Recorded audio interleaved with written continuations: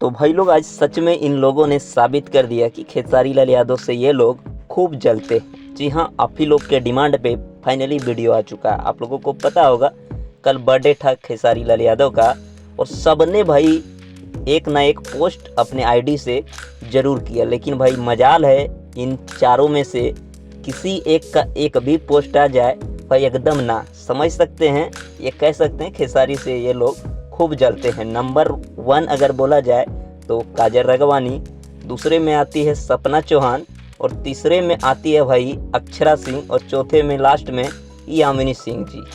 तो मजाल है कि अपने आईडी से एक भी पोस्ट कर दे खेसारी लाल यादव के लिए। खैर इन लोगों को पोस्ट करने या ना करने से कोई फ़र्क नहीं पड़ने वाला है खेसारी लाल यादव का।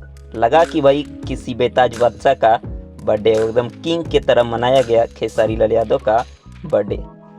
अरे गन तो फन खातिर रख ले बनी नमवे काफी करे।